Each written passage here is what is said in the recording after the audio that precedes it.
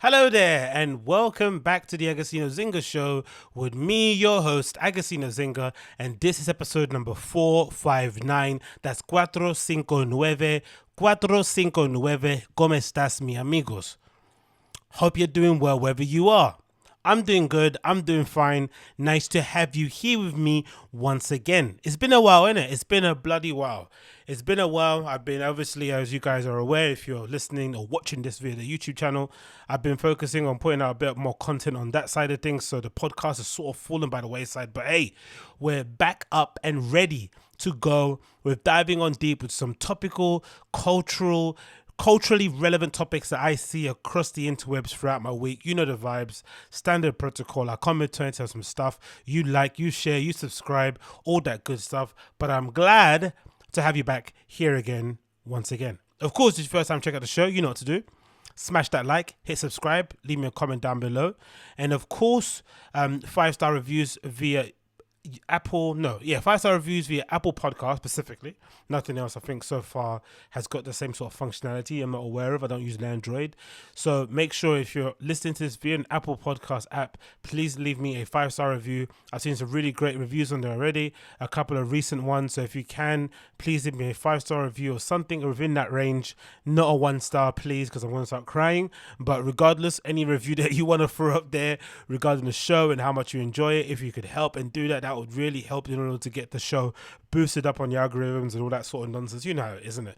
Those Apple charts are usually a bit fake anyway. People pump them with advertising dollars and correct placement and dropping them at a certain time and having certain guests, blah, blah, blah. You can game the system, but I want to game the system in a little tiny way that I can. And that's by leaving some reviews that, reflect well on the show and give you an overall impression of what they can expect. Well, new listeners anyway. So regardless if it's a 1-star or a 5-star, please leave me a review on Apple Podcasts. That'll be greatly appreciated. And that's wherever. Support via Patreon is also really appreciated too. I've got a Patreon that I upload every week content on. I just uploaded an episode today. It was a movie review for a movie called Husbands that I watched, directed by John Cassavetes or John Cassavetes, however you pronounce his surname. I'm probably not pronouncing it the right way, and all you movie snobs are probably barfing within your own mouth, but it is what it is.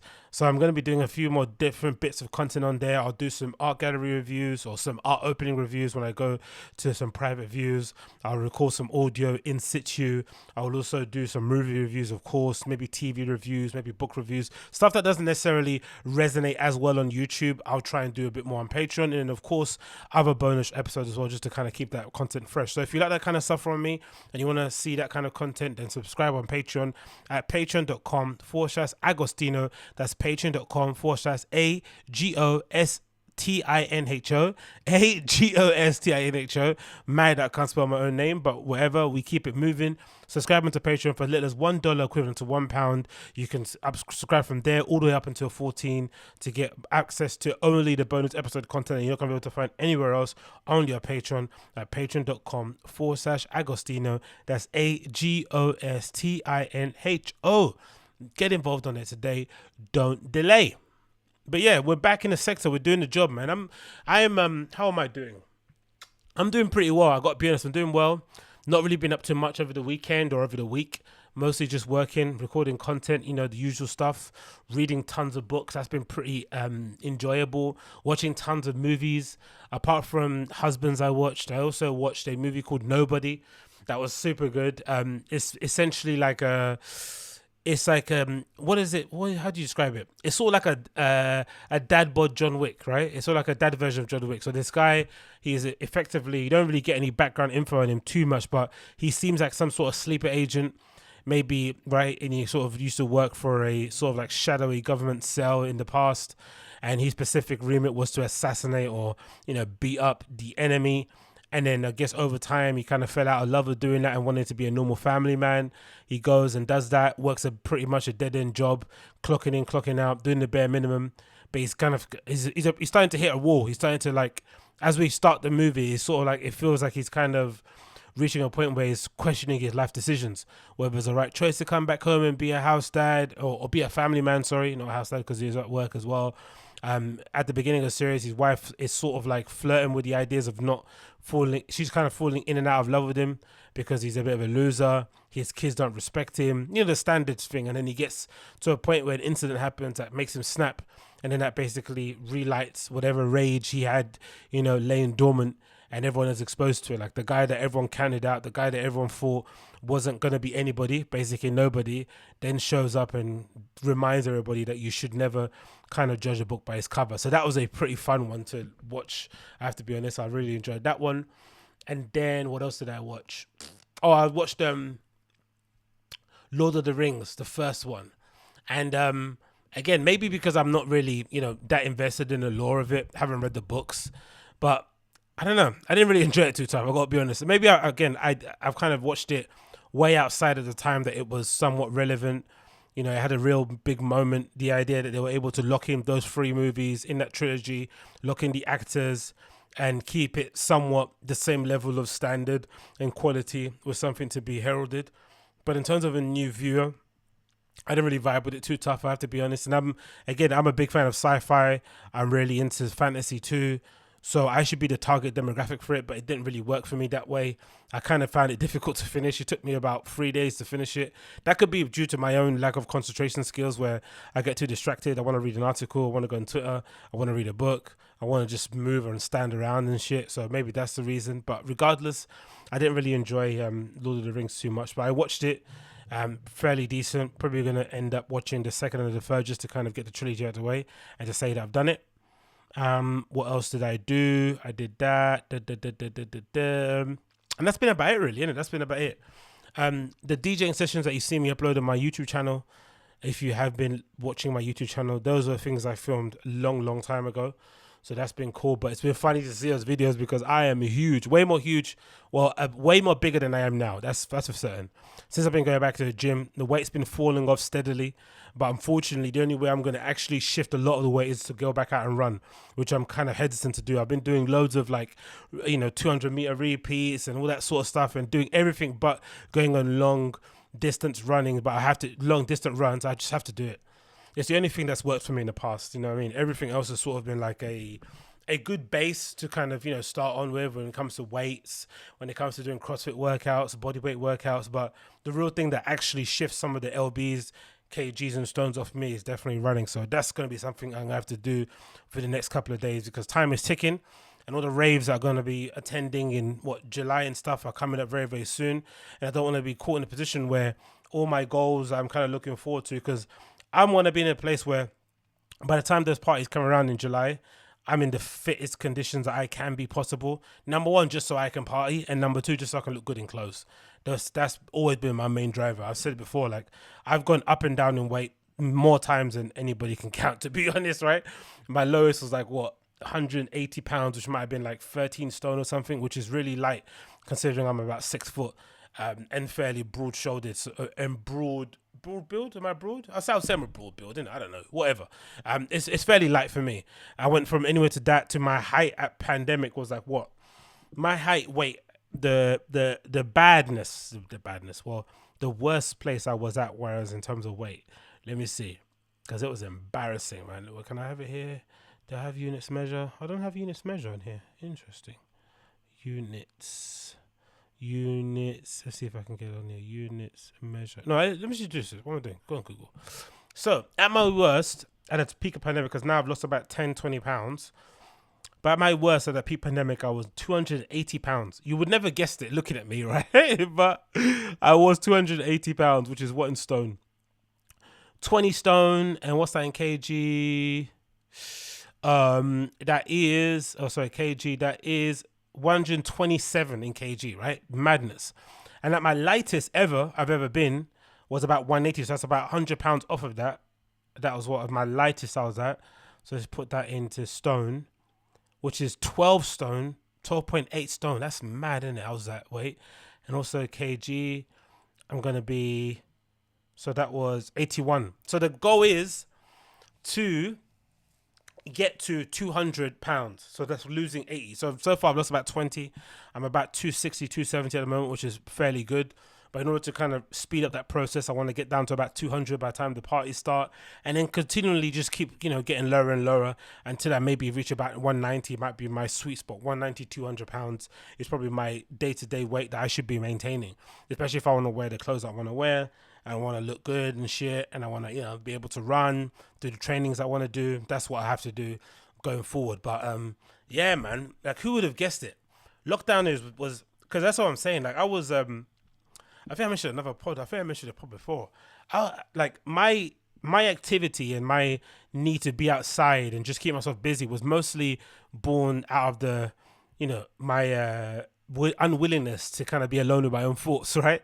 So I keep distracting myself with work, right? I was uploading videos, writing articles, reading loads of books, drawing, taking pictures, doing DJ mixes, going out to DJ, anything that could prevent me from just sitting still and being alone with my thoughts, I would do happily. So it's no surprise when, those aspects of life were somewhat taken away from you, and then you were just left with your own thoughts and nothing else to do. You would distract myself, or I would distract myself by ordering from Uber Eats I'll be ordering from Uber Eats during a week, and I never did that before because I have these weird little rules in life that I kind of abide by, where I attempt most of the time. I don't really drink during the week. I don't have any beers and stuff at home. So if I want to have a drink, it's usually on the weekend, and then I want to go out and do whatever else I want to get up to. But I try and keep that kind of rule pretty strict.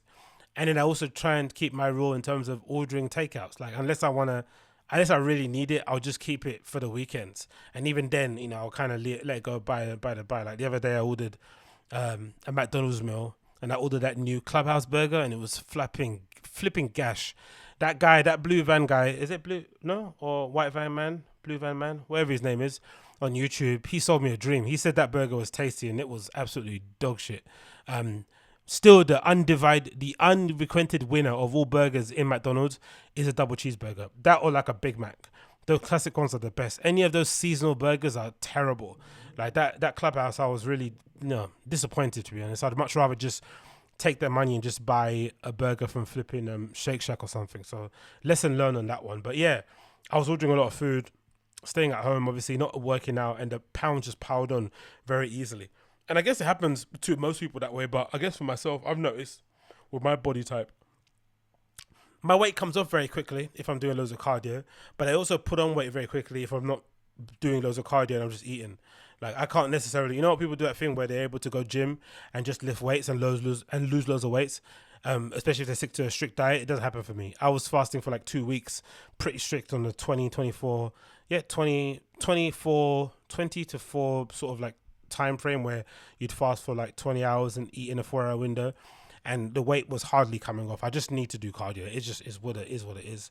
Anyway, onto that subject, there was this article here from the advisory board which kind of echoes some of my thoughts that I've been thinking about. So this is kind of the advisory board, and says the following: charted America's weight gain amid COVID-19. And this is one of those unintended consequence things, right? No one would ever have thought would have happened as a consequence of people staying indoors for a prolonged period of time due to the virus. But these are some of the after effects, which I think we're probably going to be with for a long period of time. I don't think a lot of people, because that's an odd thing too. Even though most people have put on a lot of weight, some people haven't. So, but I guess the majority of people have. I still haven't seen the majority of people at the gym. The gym that I go to, don't get me wrong, I do go at 6 a.m. in the morning, but it's fairly empty. There's hardly anybody there. Nobody. Zero. Zilch. It's a ghost town. So it must make me lead me to believe that either some people are putting off their working out until the end of the day, or maybe at a time that's more, opportune for them, or people are just fed up and have realized, you know what, maybe my goals in life aren't necessarily aligned with being in a gym all day and working out. That could be a thing. But anyway, this article says the following. It says the vast majority of Americans said that COVID-19 epidemic is a significant stressor for them, with more than 40% saying that they've gained undesired weight since the start of the epidemic, according to the American Pathological Association, the APA, Annual Stress in America report. Survey details, again, stress in America. I think stress all over the world. It says the following. The Harris poll conducted an APA latest iteration of the survey between February 19th and February 24th. The online survey included responses from 3,013 US adults. The survey results grouped responses based on generations, parental status, job classification, race, ethnicity, among other factors. For its age-related findings, the survey defines as follows. Generation Z as respondents between age 18 to 24, millennials, whatever. Anyway, let's sit here. So let's hear actually where the chunks of it is. So most respondents are stressed, but some more than others. Overall, APA found that 78% of respondents said that the COVID-19 epidemic was a major stressor for them. 67% said that they felt more stressed as a result of the epidemic, and more than 48% of parents said the level of stress in their life had increased since prior to the pandemic, the survey said. When broken down to generation, the survey found that Gen Z was most likely to say COVID-19 harmed them, mental health. 46% said their mental health had worsened during the result of the epidemic, and followed by 33% of Generation X's and the 31% of millennials. In addition, nearly 2/3 of Gen Z responded, and 62% of millennial respondents said that they felt lonely during the pandemic, which is also true. The undesirable weight change. According to the survey, 61% of respondents said that they had experienced undesired weight change since the start of the epidemic, with 42% saying that they had experienced undesired weight gain, and 80% saying that they had experienced undesired weight loss. Insane. So the majority of people have put on some level of weight. Among those who responded undesired weight gain, average gain was 29 pounds. 29 pounds. Roughly 50% of those who reported undesired weight gain said that they had gained more than 15 pounds, and 10% said they had gained more than 50, which is definitely where I kind of fall in. 10% of the population gained more than 50 pounds is still wild if you think about that. That's a lot of people. According to a survey, women more likely than men report undesired weight gain, but men have experienced undesired weight gain, reported gaining more weight than women did. Younger adults more likely to report undesired weight change. But yeah, I'm not surprised, man. I'm really not surprised. That's definitely been my experience with stuff. But of course, the only silver lining is this, that now that gyms have opened, there is no excuse. And now the fact that most of us are working from home, especially if you have an office job, you have the ability to basically, center your world or center your life around ensuring that you have the best possible route to lose weight, whether it's meal prepping, waking up at a certain time, going to the gym before work. There's loads of things that are in your favor that you can basically allow yourself to. There's basically things that are in your favor that beforehand would have kind of worked against you in terms of losing weight, right? You come back from holiday, you have to work long hours at work, you leave work really late, then you get into bad eating habits. But the fact that we're at home, it kind of removes a couple of those stresses, right? Having to run to the office, all that sort of stuff, blah, blah, blah. But then you have to replace some of those good stresses with working out and obviously making sure you're eating correctly, which is hard to do at home. That's the one thing people don't really account for. Like, eating healthy at home is super difficult. I don't know about you guys, but I find it really, really, really hard to do, to eat healthy at home. I find it super, super hard. I know some people find it a lot more easy when it comes to different ways, but for sure, for me, it definitely is a harder thing to do when you're at home, for sure. Definitely a harder thing to do when you're at home. Maybe it's just me. Maybe it's just me. Okay, what else we got here? Oh yeah, we got this. This is a good one. This is a little video courtesy of Good Morning America, or Good Morning America, Good Morning Britain, talking about the people going back to cinema. Obviously, now that we have entered into a stage of lockdown that's allowing people to basically sit indoors, restaurants and bars are basically full, especially in the area that I'm in. The amount of people that are in the early doors is really concerning, but also quite heartwarming, because a lot of those people were probably at home all alone, no real social contact. And as losery as it can be to see people sat in a pub at like 8 a.m. in the morning with a pint and a couple of fried eggs, it's also quite comforting to know that they're getting some level of, connection, some level of feel good factor, whatever it is, whatever that term is, right? They're ticking a box in terms of how they feel, in terms of life, bringing the best out of them. And obviously sitting in the pub is one of those things they do. But one area that's been really greatly affected by COVID has been cinemas, right? And I know for myself, in my own experience, going and watching movies and stuff, and not being the biggest film buff in the world, but also somebody that also appreciates cinemas, I know that I've missed out and I've kind of avoided loads of movies basically because I've been unable to watch them on my laptop. It's just not the best experience, right? You kind of want to watch some of those things in the cinema, phone off or phone on airplane mode, and just kind of locked in, dark room, and kind of experiencing it all with a whole group of people. There is something about that collective experience that kind of allows you to concentrate better and absorb the movies in a whole different way, right? And when you're at home, unfortunately, it sort of just reduces the movies to just videos that you might have watched on YouTube. There's no real different. There's no way to differentiate it between in your head, really, I think. So that's kind of one of the odd things about it. So for sure, you would imagine with cinemas reopening, people would want to be flooding back into them. But I'm not too sure, especially when it comes to everybody being super optimistic that places where people are going to be in close proximity will now be, packed because people are going to want to be in those spaces once again because they're spending so much time at home alone. I'm not too sure if people's habits have been, fundamentally and forever changed due to this virus, and that maybe the habits that they had prior are just never going to come back. I'm not too sure if that. I'm kind of the thinking that might be the case. So as much as people are saying they want to go back to the cinemas, will they actually be there week in, week out when any releases drop? I'm not too sure. But anyway, this is a report here from Good Morning Britain talking a little bit more about the situation, and I'm going to play it for you now. The first time in about 5 months, of course, that we've been able to enjoy this kind of experience, which you can have here at the Odeon and Holloway Road, which is actually my manor as well. So it's great to welcome, if you like, this old girl back. Of course, it is going to look a little bit different, but no different than perhaps we've gotten used to in the last year. Queueless, contactless, and cashless, of course. But according to Odeon and all the other cinema brands up and down the country, the punters cannot wait to get back. One person who's very excited to welcome me here today, and of course everyone else that's going to flood through the doors, is Tessa Street. She's the area manager for Odeon in London. I can't tell you how excited I am to see you this morning, to welcome this particular Odeon back, as well as all the other venues up and down the country. And you are delighted to have people coming back through the doors, I'm sure. Yeah, good morning, Richard, and welcome back. Yes, absolutely. We are thrilled to have our guests back, and we know that they're telling us that they are so excited to be coming back and experiencing film. What do you think? Do you think Tessa's a ball buster in the Odeon cinemas? Do you think she's one of those managers that when she steps into the building, everyone starts pretending like they're working? Or do you think she's a safe one, like, oh, Tess, what's going on, babes? Yeah, I'm fine, how are you? What do you reckon? Because I would imagine it's probably the first one. I'd imagine being an area manager of an Odeon, you have to kind of be a little bit of a no, I wouldn't say a dictator, but you have to kind of, run a strict ship. You can't be really having people taking liberties because of the transient nature of the workers that work there, and generally the ages. I would assume most people that work in cinemas are probably quite young, so you just have to, you have to kind of rule with an iron fist. I'd imagine so, but she seems nice.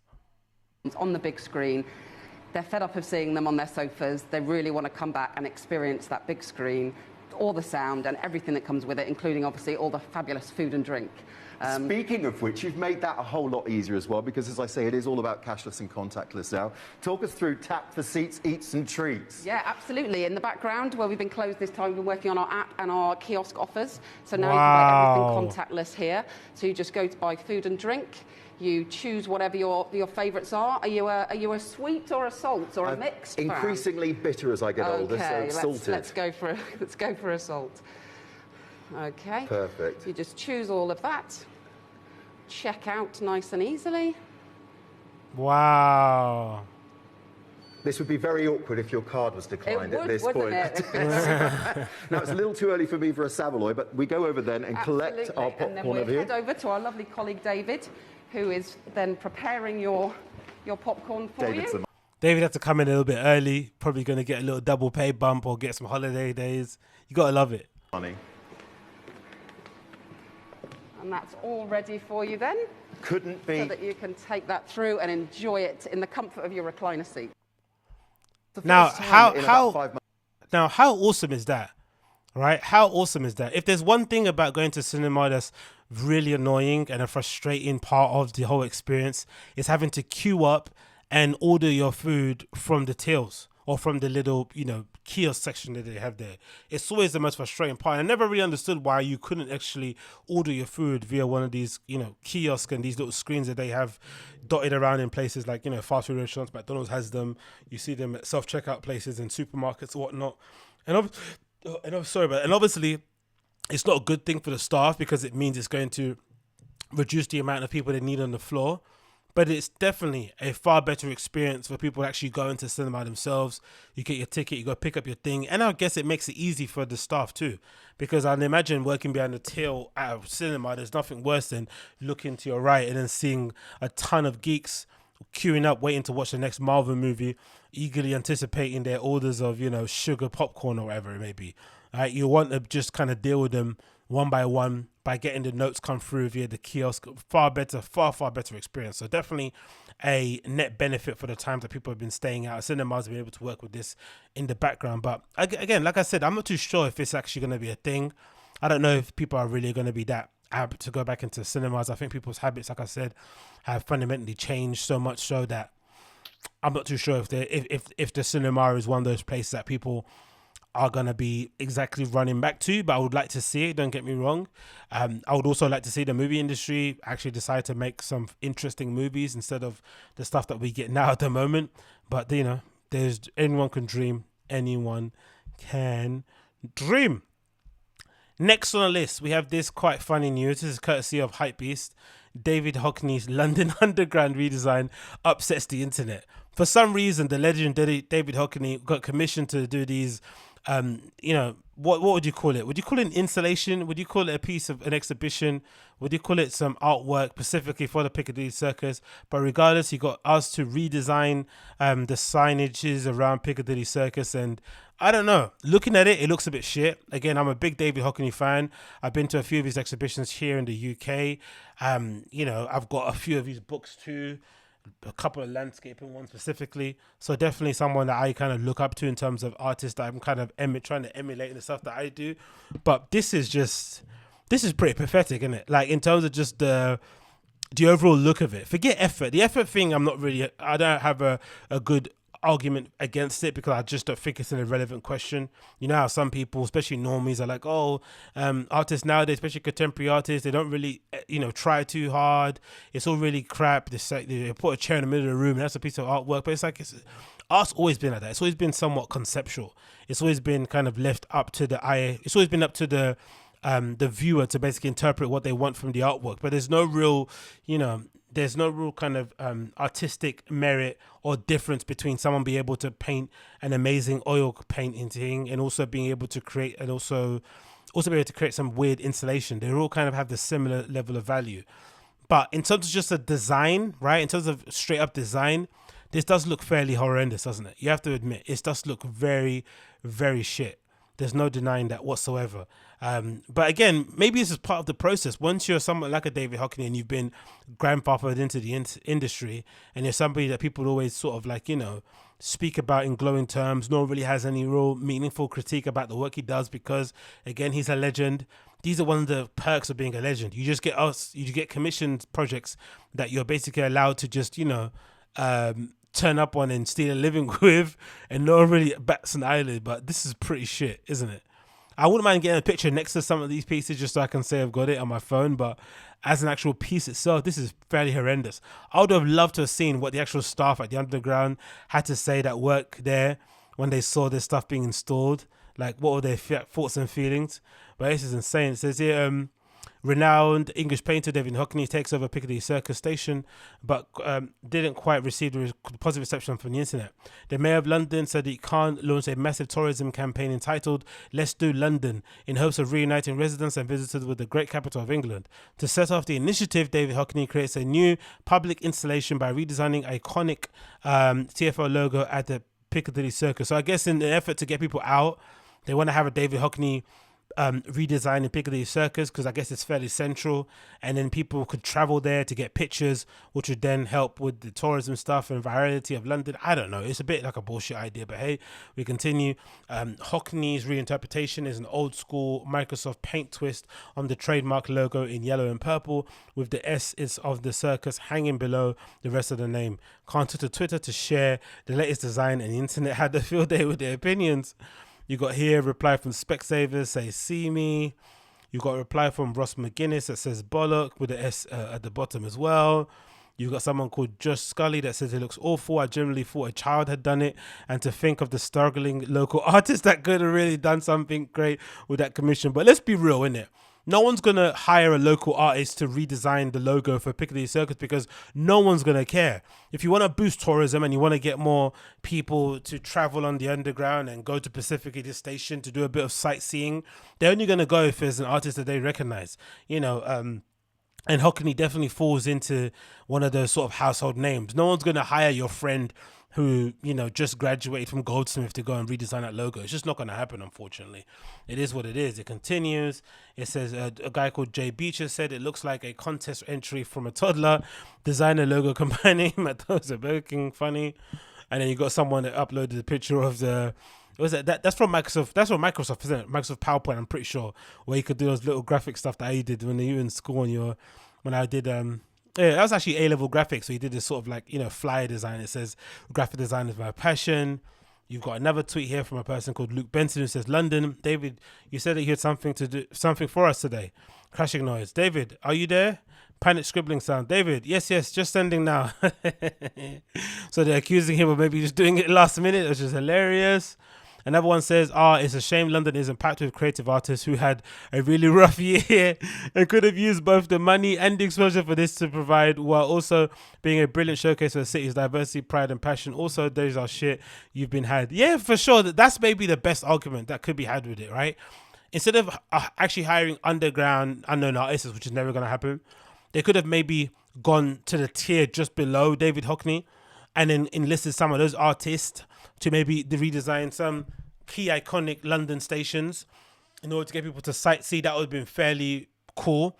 But I would imagine a lot of them maybe just said no, plainly, or they're busy, or they just couldn't afford them. Imagine how much it costs to commission a whole group of artists to do a collection of these, you know, underground station redesigns. It's probably not going to be cheap. I would imagine so. They're probably not going to be cheap. But yeah, big up David Hockney for using his notoriety and his clout to basically phone in a job, in it, to basically do a job, lastminute.com, do it to the minimum required necessary in order to get paid.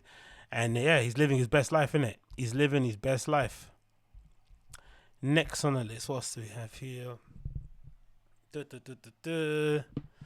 This is courtesy of Variety, I'm pretty sure, right? This is about Ellen DeGeneres. I'm pretty sure it's an Ellen DeGeneres story. So yeah, Ellen DeGeneres, obviously, what should I say? Yeah, Ellen DeGeneres recently, if I'm not mistaken, the show's actually cancelled, or she either cancelled or she stepped away. One or the other. It's not going to continue on. And obviously, some people are hypothesizing that the reason why it's cancelled is because of that earlier scandal sometime in the beginning of the year, where it was basically revealed that Ellen DeGeneres' kind of be kind, happy-go-lucky persona on TV wasn't actually what it was all cracked up to be. Behind closed doors, she was a bit of a tyrant.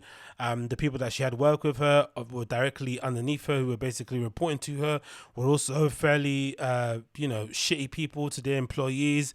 And there was generally a bit of a, horrible atmosphere behind the scenes, away from the cameras. And of course, Ellen DeGeneres denied it. She fought against it. But the feeling was eventually the show was eventually going to get cancelled because, I guess if you're Ellen DeGeneres and you've kind of shown the public, or you kind of want the public to see you one way and it's revealed that you're another way, it's fairly difficult to come back from that. It's probably better just to be a CUNT from the very beginning or from the outset and just be a bit of a horrible person so everyone knows what you're like a Wendy Williams, for instance, right? If somebody was to reveal Wendy Williams runs a tight ship and she's a bit of a tyrant and she doesn't, she shouts at you in the morning if you don't bring her a particular milk set, a particular temperature, no one's going to bat an eyelid. But when you're Ellen DeGeneres, it's probably really difficult to fight against that. So even though Kevin Hart reached out to her and did that real, cringy, I would say, PR move where he decided to have lunch with her in public, and he also defended her pretty forthrightly, which I thought was nice, to be fair, because she did defend him too when he was going through his stuff.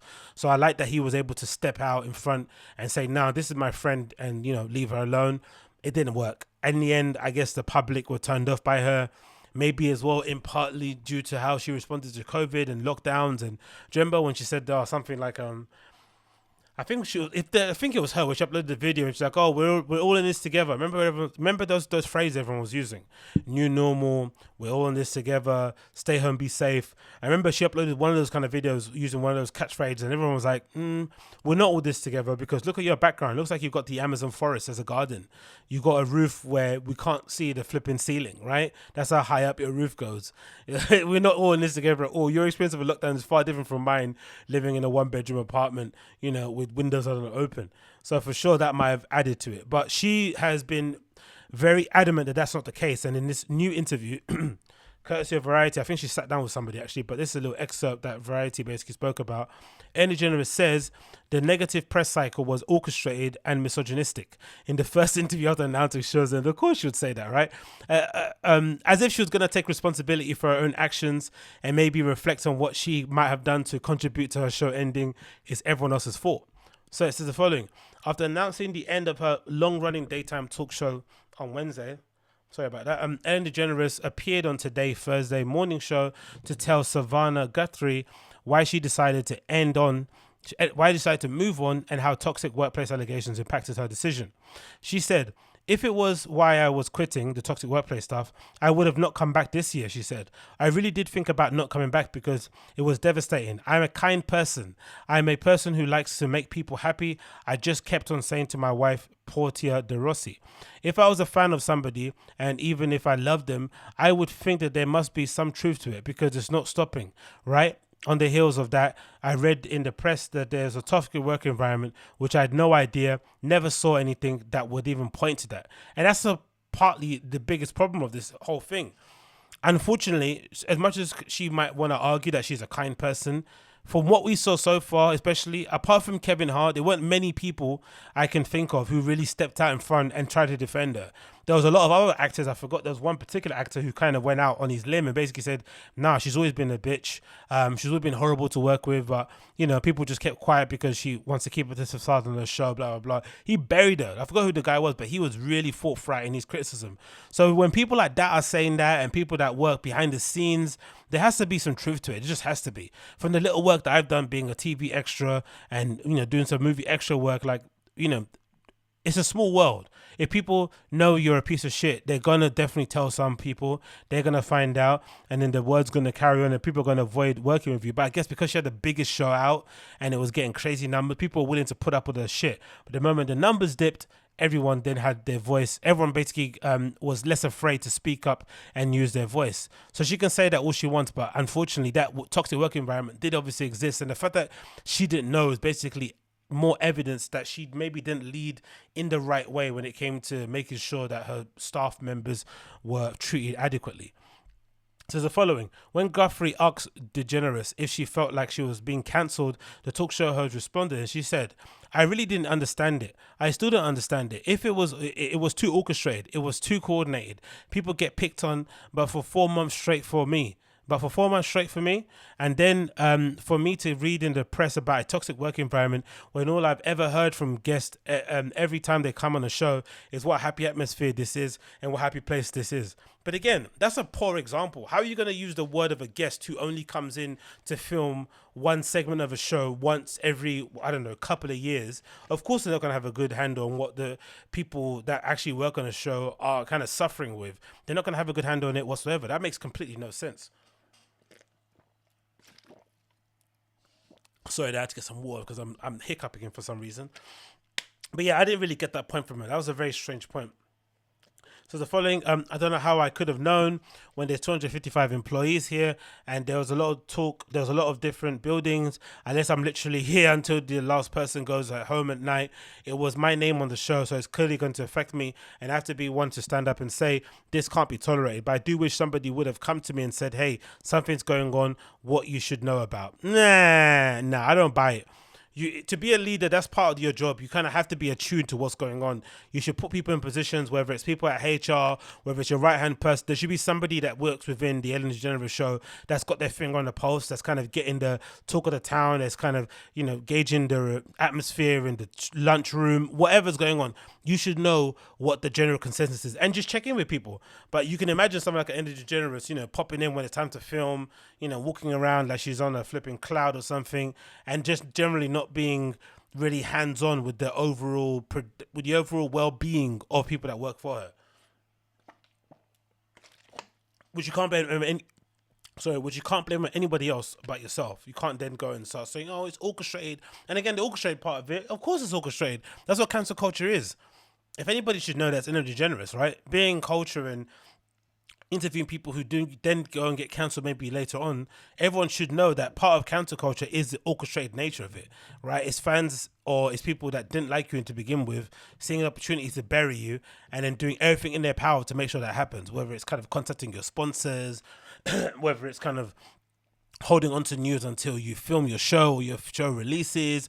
There's always a coordinated attack when it comes to this sort of cancellation things. It happens all the time. This isn't a new thing. It continues here. It says, how can I be an example of strength and perseverance and power if I give up and run away, she said. And so it really is one of the reasons I came back. I worked really hard on myself. And also I have to say, if nobody else is saying it, it was really interesting because I'm a woman and it did feel very misogynistic. Oh, get out of here. Come on. Really? Now she's trying to use the kind of, I'm a woman, it hurt my feelings, men are trying to cancel me thing. No, it wasn't that. It was other women mostly. And from what I saw, a couple of gay dudes who were complaining that working at Ellen DeGeneres show was horrendous. And people there got treated like shit, either if it was by her or by people that worked underneath her directly, who had direct kind of contact with Ellen DeGeneres. So for her to say now that it's a misogynistic thing she's clutching at straws. It continues, that's the thing she said there. But yeah, what can you do, man? Ellen DeGeneres show's over.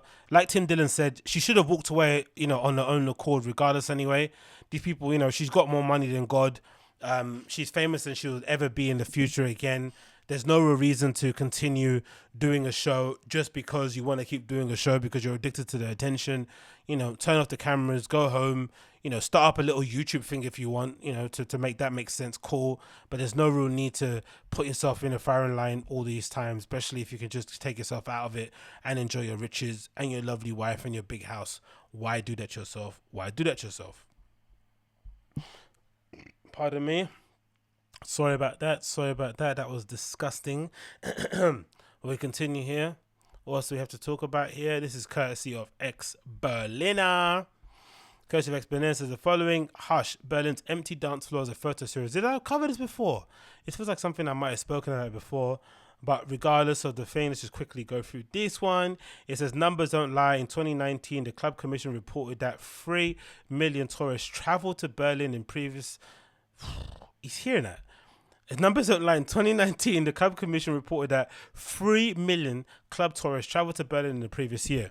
On average, they spent €205 a day and provided an annual turnover of 1.48 billion euros.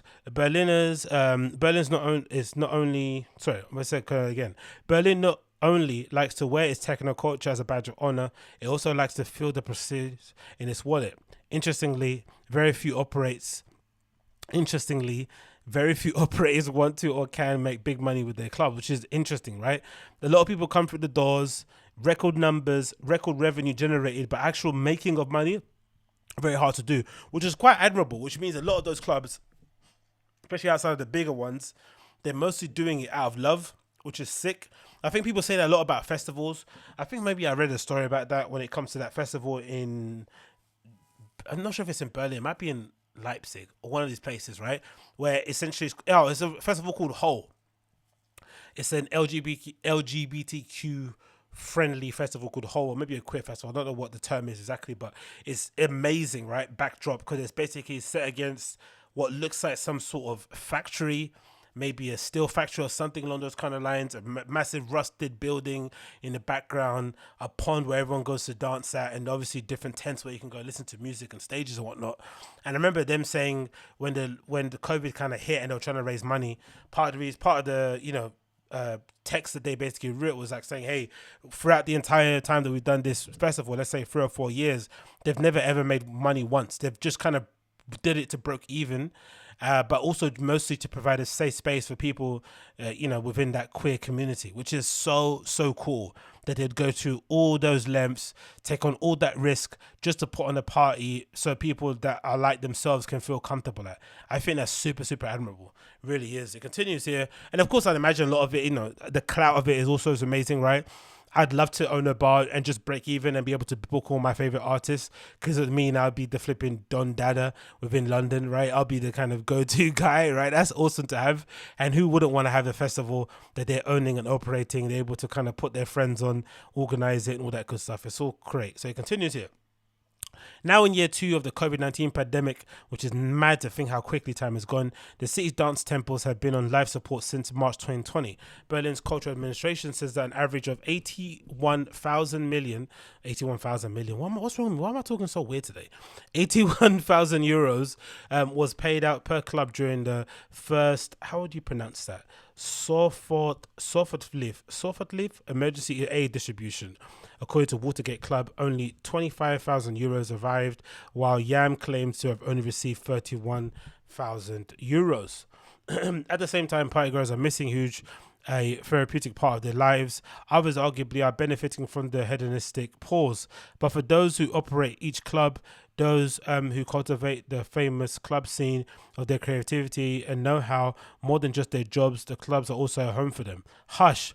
Berlin's club culture in a time of silence by Partas Verlag captures the bleak new reality. Photographer Mary Stattergag and journalist Tomo Stein visited a total of 42 Berlin clubs from April 2020 to January 21, documenting the Berlin suspended subculture. Not only did they meet with the club managers, but also bookers, bartenders and DJs and cleaners and security staff, people who made the club's unique spaces we know. That is so cool, right? Look at all the empty places. Empty dance floor at Schwarz, how you pronounce that? I guess that's Watergate, the famous lights here as well. We continue. We've got the outside of Gretchen. Like, how cool is that? I remember when I was taking pictures quite religiously of the clubbing adventures that I had, my plan was to put together a little zine, which I did produce in a really limited run, but they were all sold out for now, but I'm going to do some more later. And I essentially took loads of pictures of me going out on a night out and just kind of the whole experience of nightlife and meeting different people, and collated them all in. And then I had these audio clippings I then transcribed and kind of had them in accompanying pieces. And to look back on that sort of stuff is super cool, man, because it definitely does provide you with a time capsule of the time that you were going through in life, because most of those clubs I went to, most of those, warehouse spaces I went to, they are no longer around. Some of the promoters don't even do any more parties anymore. So it's a completely great thing to kind of go back into the archives and be like, oh my God, wow, I remember doing this. This is so cool. So it's quite interesting as well to see these spaces, sans people, sans atmosphere, and bleakness that is COVID lockdowns, where it essentially looks like a zombie apocalypse, isn't it, really? How everything is just desolate. Oh, wow. You got a picture inside. Which one created it? Annette Berber. Wow, really good. Let's continue here. Many people come to Berlin to put down their roots in music and club culture. Some of them are also lonely souls, says photographer Statgat. Tells us that when these places, colleagues and guests fall away, it leaves no trace. Statgat knows that scene very well. She worked at Trezor for years. The photographer captured the emptiness of the venue and shot portraits of people in their favorite corner of the club. Journalist Stein wrote down their stories. I'm definitely going to get this book. This sounds crazy good. Stein penned political text for renowned media publications, but partying is not his thing. I've lived in Berlin for 10 years and I can count on one hand. Wow, that's great. How many clubs I've been to, Stan says, but I do have to share the enthusiasm of music, to be fascinated by people who go through an idea with a passion. You can get more than that. Mate, imagine living in Berlin and just not caring about the parties at all. That would be so weird, isn't it? That'd be so trippy. It's quite cool, to be honest, because it does, differentiate you from everybody else who's constantly going on about Berghain, myself included, and other sort of places. But just imagine living day to day in Berlin and just not giving one toss about the clubs and just living your life doing other things. That's one of the great things about Berlin, similar to London in a way, but London can sometimes be a little bit too, you have to maybe plan too many things and always buy tickets to go in certain cases, but it's the best city for spontaneity. Like, and it's also the best city in terms of doing the thing that you want to do. Like there's loads of different scenes. Like if you just want to go to like a a sort of Soho-y type of club, there's places that you can go. If you just want to hang out in, sports bars, you can go there. If you just want to watch football and view other sports, you can do that too. If you want to skate, you can go and do that. If you want to hang out with some fashion people, you can go and do that. Like there's different scenes that you can go and basically, immerse yourself in without even touching anything that has to do with techno music. Nothing whatsoever, which is really, really cool. It continues here. In the biggest crisis of their business model, he says they have always been sympathetic to the political measures containing the virus and tried everything to continue to exist. Outdoor areas were opened, food services were offered, clubs were converted into bars or opened virtually. Just imagine, that's Kit Kat, right? Just imagine sitting in that pool at Kit Kat. That must be full of so much gunk. Imagine on an actual good day, like, Wow.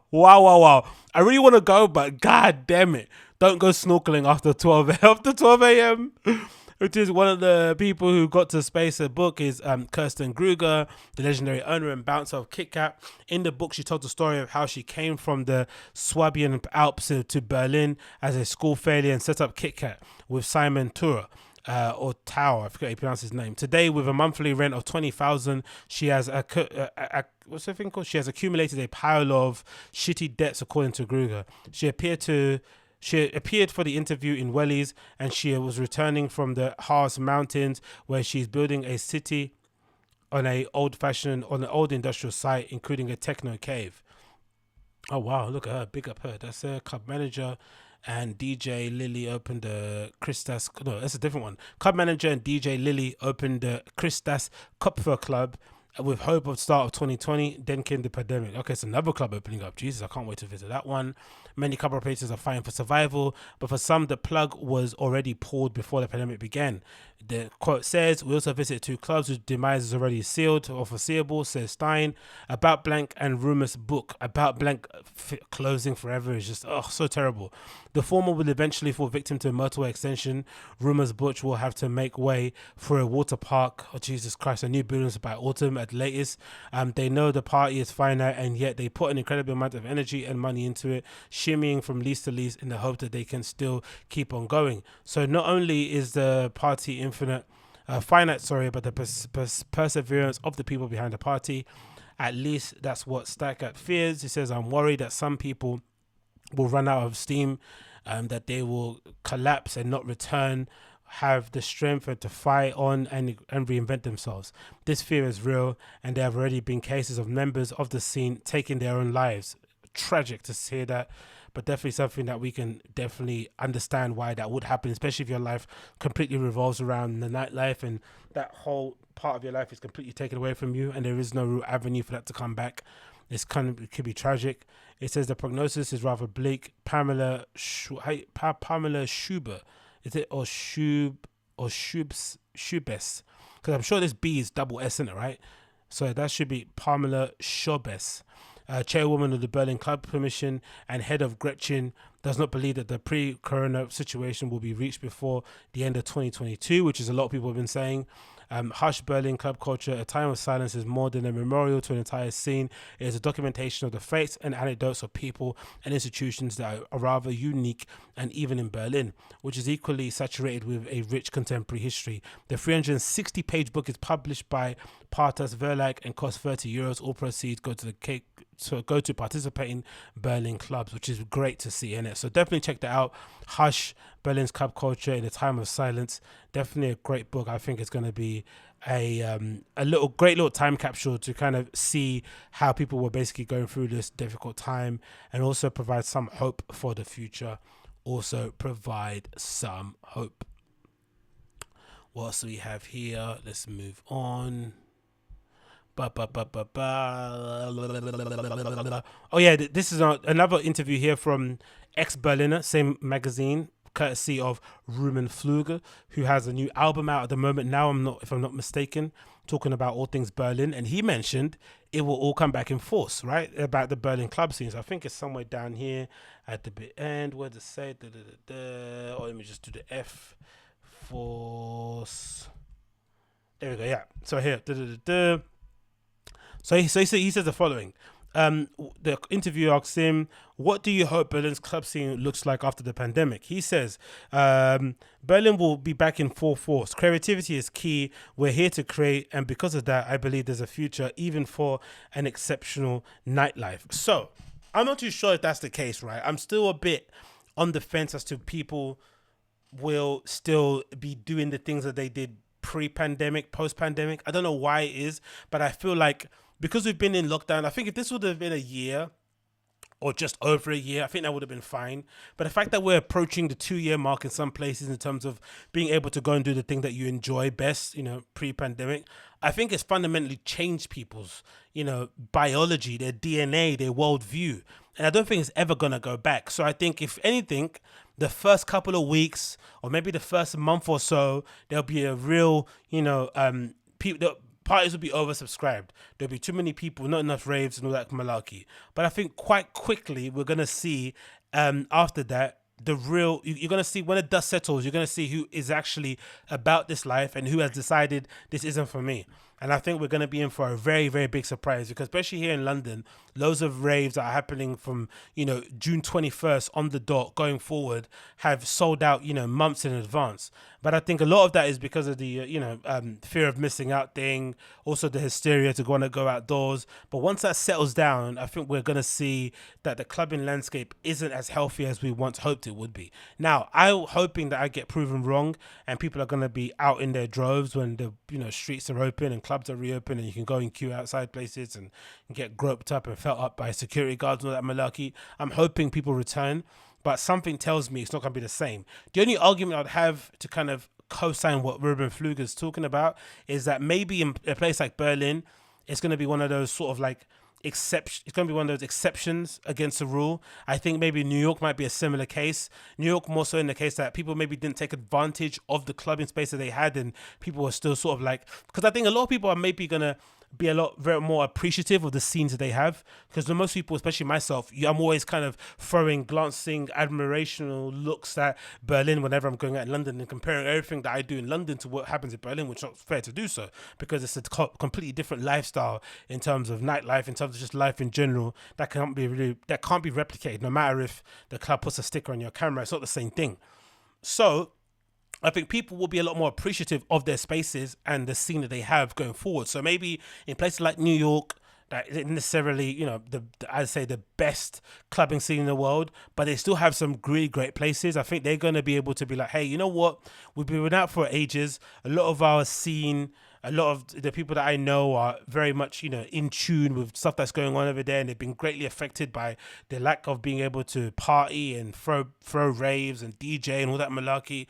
The fact that they're going to have them open very soon is going to be something that they're going to be so happy about and thankful for, that they're going to be there in their droves. And maybe the same thing's going to happen in London too. We're going to be like, oh, you know what? Even though our clubs always close at 1 a.m., which is pathetic, at least we have something to go to. So they're going to be thankful for that.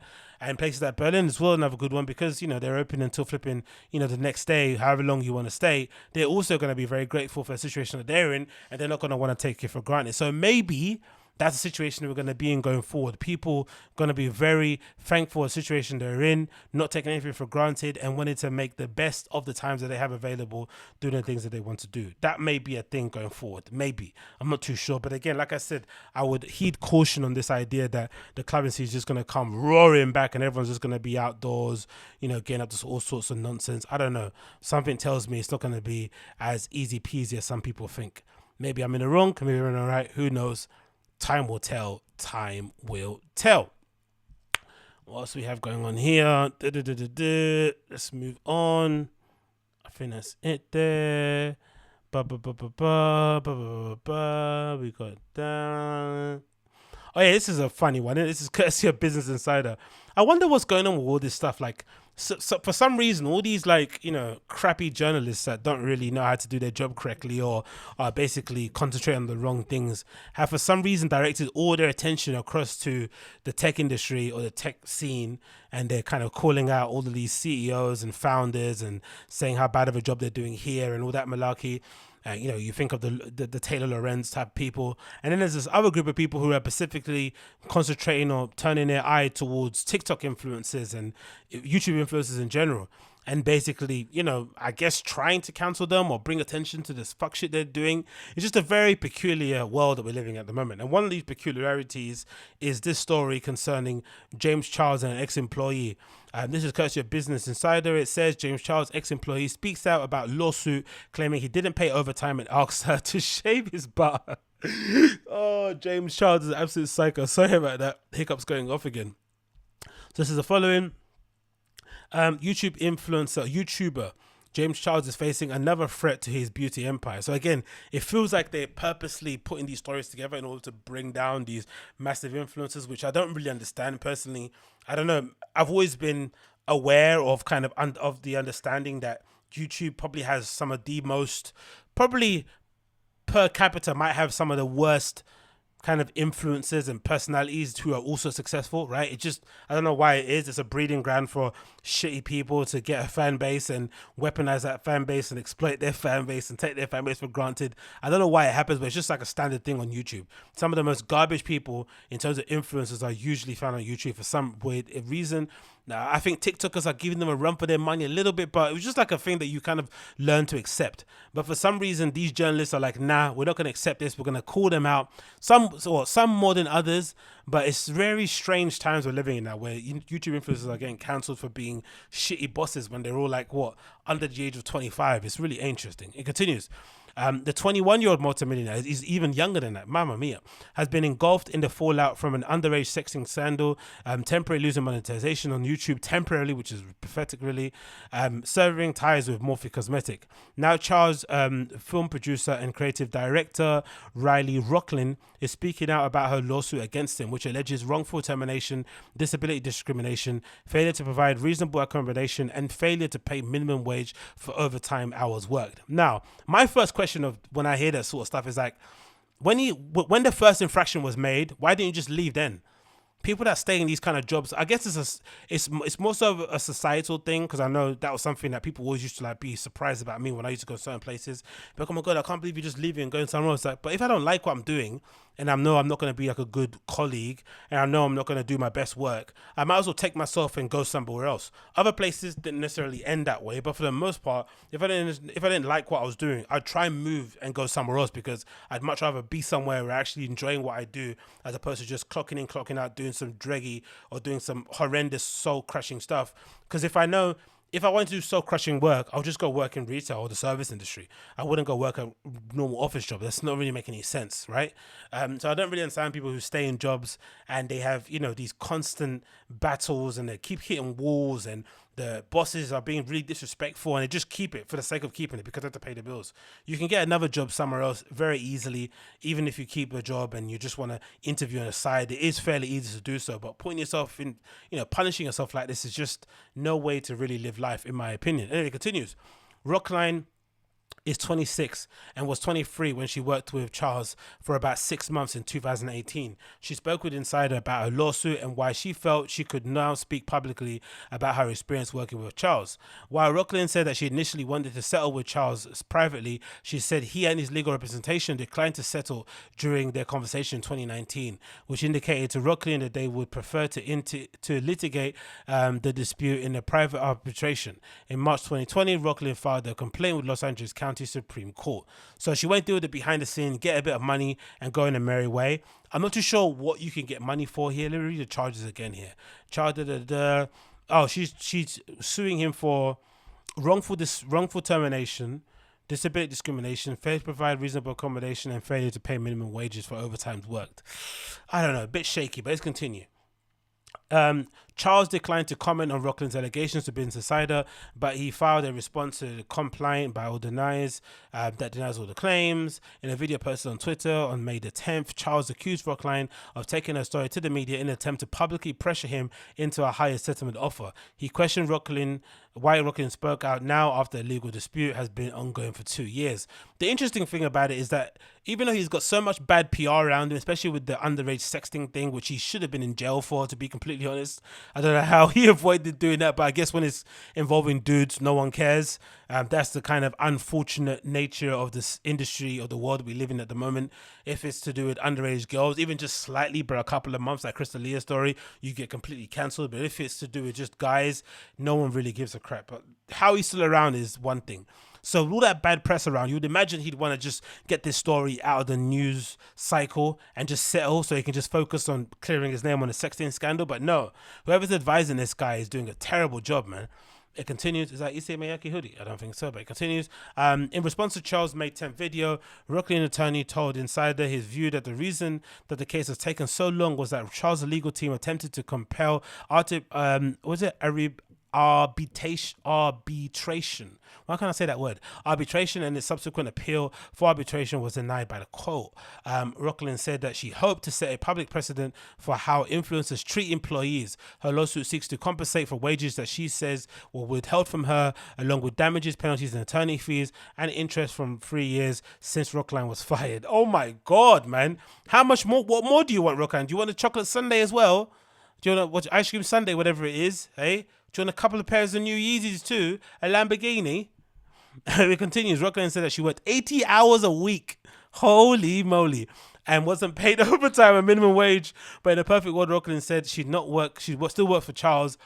She still worked for Charles, and she described the long-term vision of her role in the team and Insider, as well as what she said led to everything that fell apart. See, this is what happens. When you're a stan of somebody, they can basically abuse you in any way, shape, or form. Similar to what happened with the Joe Budden podcast with Rory and Mal, right? Because they're friends, he was able to kind of exploit them and manipulate them far more than he could manipulate a stranger. Because having to work 80 hours per week and not get properly compensated, I wouldn't have turned up the next day.